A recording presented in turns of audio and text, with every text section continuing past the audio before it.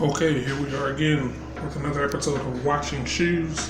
Wrist check. I've got on the Invicta. This is the Invicta Nautilus Russian diver, 1,000 meters. It's got a leather embossed strap. Date. Pretty cool watch. I've reviewed this before in the watch box, which is going to get an update. But if you want details on this watch, just check it out in the watch box video. It's in there. There's so much going on. This will take over my video, so I don't want to go through the details. Again, if you'd like to know any details about this watch, just check out the watch box video. All right. This is the Timberland Brogue boot.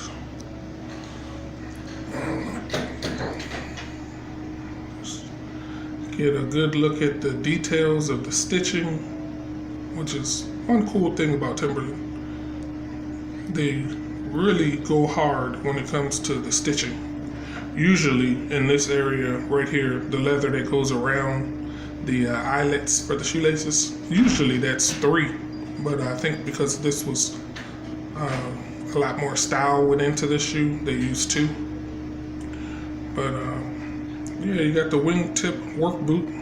As you can see, as I've said many times in my videos, none of my shoes are for museums or shelves. I wear them. I got some compliments in this shoe lately, and I said, I might want to put a video up before I completely destroy it, because people seem to like this shoe.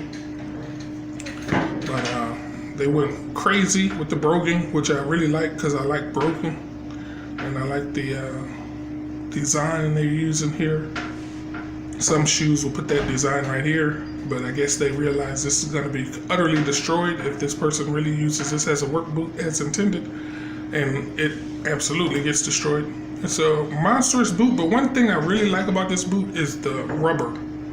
This doesn't feel like the typical Timberland rubber, which is pretty bouncy. This one is not bouncy at all. It's like glass, and as I've said before in other videos, I drag my feet when I walk. And as you can see, this is probably my 3rd winter with this boot. Very little wear. I don't drag my feet hard, but every shoe I have pretty much will eventually show it, and that's holding up like no other Timberland has in the past. So they used a really good rubber for this white sole on the bottom.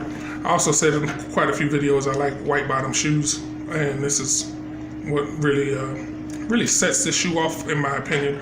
The orange oxblood, or the color tanning of the leather, and this white, it's just the contrast is awesome.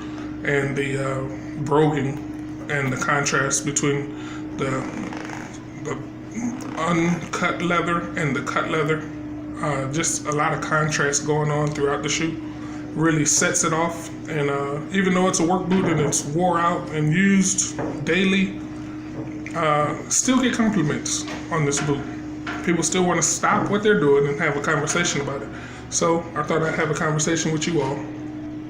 This again is the Timberland work boot, brogued, very nice. I've never polished it, and I've never really polished any of my shoes. I've always been pretty horrible when it comes to maintaining a shoe. But I think if I was to polish this, it would probably return, because this is a really high quality leather. Also, in this shoe, it's leather 100% on the inside. They minimize the stitching. They have stitching going down there. They have stitching going down there. But as you can see, it's very minimal stitching on the inside. They pretty much try to keep it like a glove. The foot area is leather. So it's leather lined and a leather shoe insert. And those 2 stitches actually meet up right about here. And then there's a line that goes down, which is identical to those 2 lines.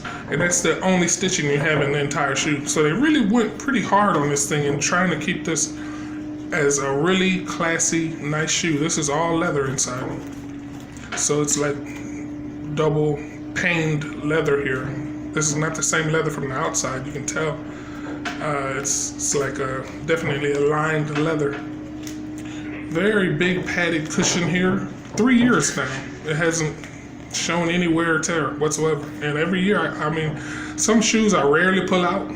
This is one that I see when the winter's coming. I'm like, okay, time to grab that shoe. And I'm really excited to wear it. So I will really wear this shoe. And it doesn't let you know. I mean, see how far they went with the details? Even this pull tab was perforated with the design. Just really cool. Extra mile they went with this Timberland and layered leathers.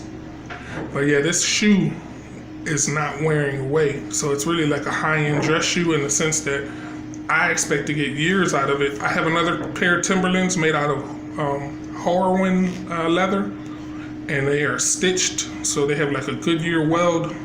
This one does not, but I don't feel the least bit ripped off. Typically, if I see that with the fake stitching, I'm pretty much walking hard pass, as they say. But this one, this broguing was so intense and nice, and the eyelets and all the details they went to metal eyelets, and I'm not sure. I'm pretty sure I put this these leather shoestrings in. I pretty much changed all my shoestrings. Like I said, this is a 3 years old shoe, so it's kind of hard for me to remember since by now you can tell I buy a lot of shoes. But I'm pretty sure I put these in, and yeah, the detail is doing great. The wear and tear is doing even better. Just a really well-made shoe by Timberland. I was saying, even though the stitching is not genuine there, it's fake stitching, the quality of this bond and the materials they used prevented me from passing on this shoe. Because it was like, the second you touch that rubber, you realize that's not standard Timberland rubber. It's not jelly-like, and it's not going to fade away the first second you drag your foot or bump into something. So the fact that they use that very high quality rubber sole and very high quality leather caused me to overlook the fake stitching that goes around here. But like I was saying, I have another pair of Timberlands that actually uses real Goodyear weld going around. Those are a pair of shoes I don't hardly ever wear. They're very thin, so they're pretty much a summer boot. But yeah, this is a Timberland, and guys, tell me what you think about it. Already, like I said, I get a lot of compliments on it, so I have a funny feeling it's a pretty nice boot outside of my own perspective, which I got it because I thought it was a nice boot. Thanks for watching. Watching shoes. Maybe I should call this one Watching Boots.